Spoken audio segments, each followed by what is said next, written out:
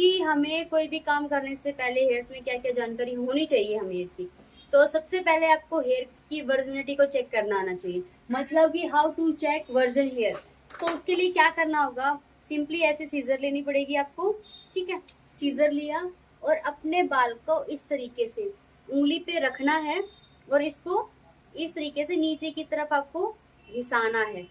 ठीक है, अच्छे से इस पे क्या करना है, आपको नीचे की तरफ घिसा दो या ऊपर की तरफ, जैसे भी आपको लगे इस तरीके से पकड़ना है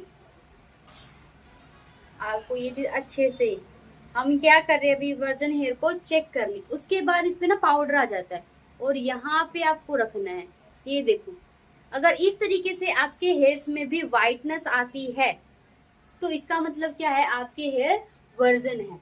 अगर इसमें हल्की फुल्की भी आपको ब्राउनिश नजर आती है तो इसका मतलब उसने या तो कलर किया है या फिर कलर किया है या फिर मेहंदी की हुई है। तो पहला आपको पॉइंट इस तरीके से चेक करना है। तो अभी करना है, वीडियो को होल्ड करो और अपने हेयर को चेक करो, अपने चेक करो प्लस घर में सभी के चेक करो। ठीक है, तो इससे आपको एक चेक करने का तरीका आएगा। वो क्यों करते हैं हम चेक, अब मान लो आपके पास कोई बोटॉक्स करवाने के लिए आ गया या स्मूथनिंग करवाने के लिए आ गई, तो वो ये कहेगी कि मुझे स्मूथनिंग करनी है। तो पहले आपको ये पूछना पड़ेगा ना कि आपने बालों में कभी कुछ किया है या नहीं किया है, उसके आधार से ही हमें प्रोडक्ट रखने पड़ते हैं उनके बालों में। ठीक है, अगर वो मना करता है तो एक बार आप अपनी संतुष्टि के लिए उनके हेयर की वर्जिनिटी को चेक कर सकते हो। ठीक है, तो पहला क्वेश्चन आपका क्लियर है, how to check version hair. अभी वर्जन हेयर चेक करना मैंने आपको बता दिया है कि किस तरीके से आपको वर्जन हेयर को चेक करना है। अब सेकंड आता है question, how many parts in hair science, मतलब हेयर साइंस में कितने पार्ट्स होते हैं। हेयर साइंस में दो पार्ट्स होते हैं, आपका root and shaft. Hair science में कितने पार्ट होते हैं, रूट एंड साफ्ट। रूट आपका ये होता है जहां से बाल आपका निकला है, और साफ्ट आपकी क्या होती है, लेंथ।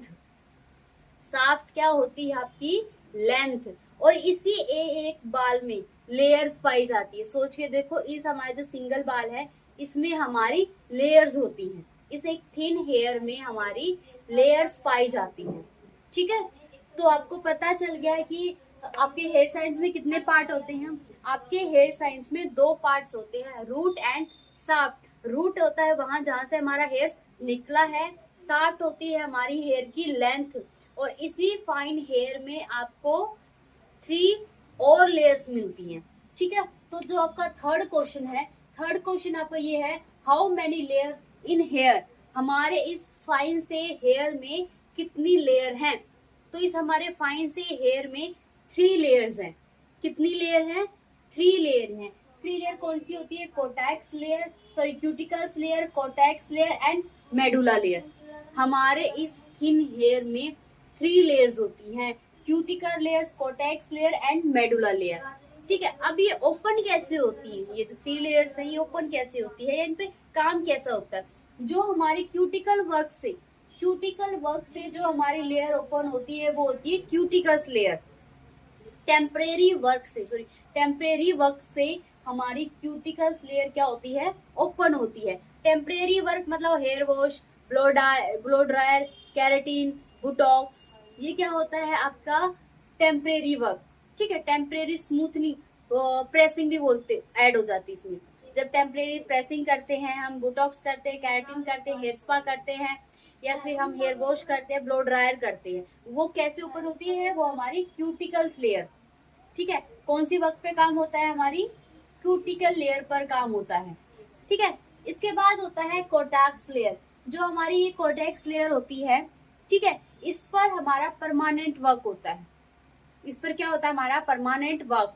और ये ओपन भी तभी होती है जब हम इस पे परमानेंट वर्क करते हैं, तभी हमारी कोटैक्स लेयर ओपन होती है।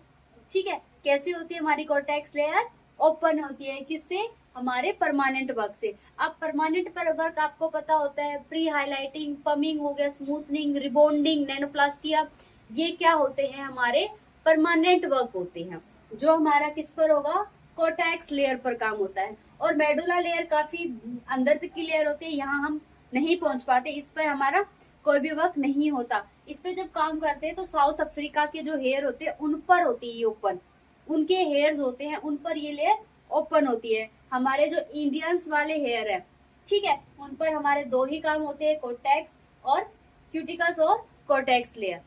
ठीक है, क्यूटिकल्स लेयर पर हमारा टेम्परेरी वर्क होता है और टेम्परेरी वर्क से ही ये जो लेयर होती है ओपन होती है।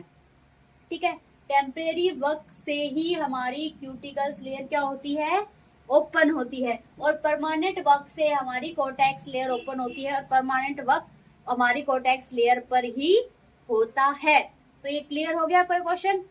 ठीक है, इसके बाद आता है हमारी स्कैल्प में टाइप। हमारी स्कैल्प कितने टाइप्स की होती है? ठीक है, ये हमारी जो स्कैल्प होती है ये कितने टाइप की होती है? जो ये हमारी स्कैल्प होती है ये 3 टाइप्स की होती है, ऑयली, ड्राई एंड बैलेंस। कौन कौन सी होती है? Oily, dry and balance. ठीक है, अब ऑयली क्या होती है? सबसे पहले तो ऑयली स्कैल्प के रीजन 1। तो ऑयली स्कैल्प सबसे पहले होती है बाय बर्थ होती है, एक्सेस में सीबम प्रोड्यूस होने के कारण होती है, हार्मोन्स इम्बैलेंस के कारण होती है, रॉन्ग प्रोडक्ट यूज करने की वजह से होती है। ठीक है, स्ट्रेस ज्यादा लेने से होती है। और स्ट्रेस के ना 2 इफेक्ट होती है, स्ट्रेस से ड्राइनेस भी आती है एंड स्ट्रेसनेस से सिबम भी आता है। ठीक है, और टाइम पे हेयर वॉश न करने की वजह से, डिपेंड ऑन वेदर पे डिपेंड होता है। इसके बाद होता है ऑयली फूड खाने की वजह से, तला हुआ ज्यादा खाने से।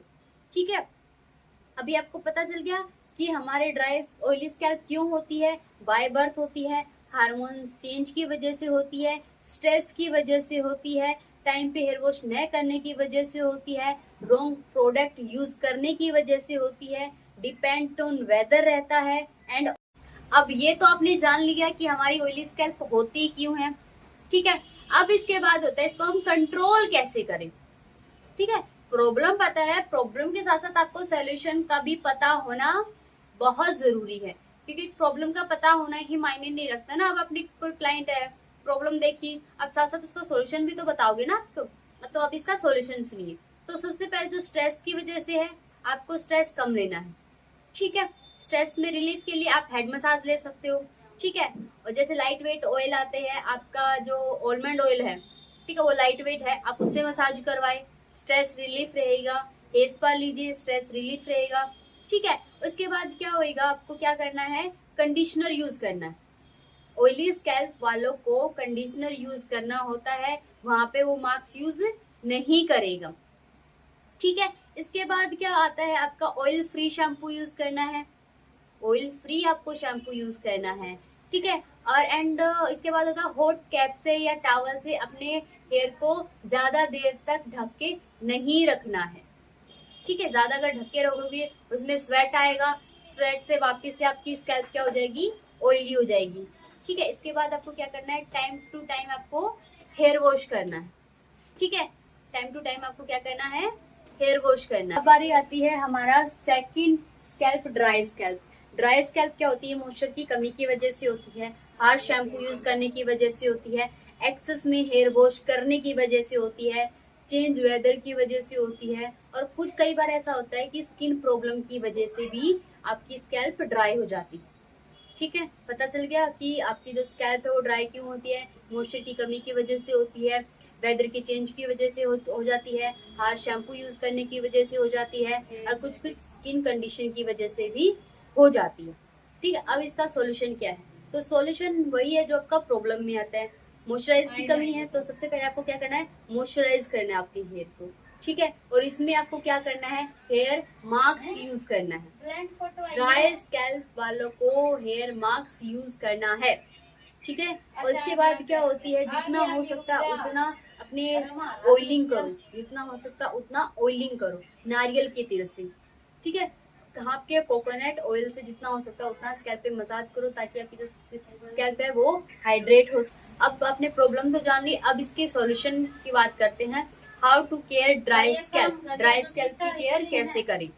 ठीक है, ड्राई स्कैल्प की केयर करने के लिए जो आपने कमी जानी थी, हाइड्रेशन की कमी, मॉइस्चराइजर की कमी, तो सबसे पहले हम इसको पूरा करना पड़ेगा।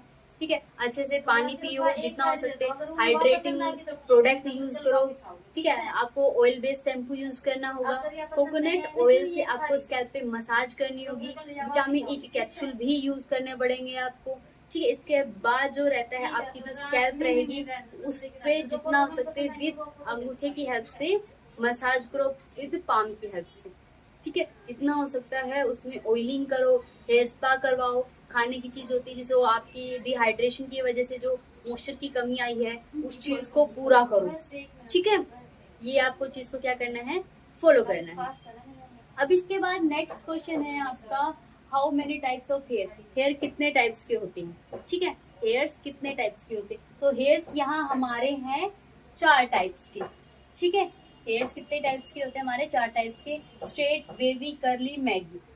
Straight, wavy, curly, Maggi. तो हेयर्स हमारे 4 टाइप्स के होते हैं, straight, wavy, curly and Maggi. Clear ये क्वेश्चंस? अगर कुछ रहता है तो कॉपी में नोट डाउन करो, देन आप नेक्स्ट डे उस चीज के बारे में पूछ सकते हो। यहाँ आप सभी का क्वेश्चन रहेगा कि मैंने बैलेंस हेयर को छोड़ दिया है, तो बैलेंस हेयर एक हेल्दी हेयर, एक शाइनी हेयर होता है जिसपे कोई भी लोग ट्रीटमेंट वगैरह नहीं करवाते, घर पे ही इसकी केयर की जाती, जो दिखने में काफी हेल्दी एंड शाइनी नजर आते, ठीक है। तो ये बैलेंस हेयर का ऐसा।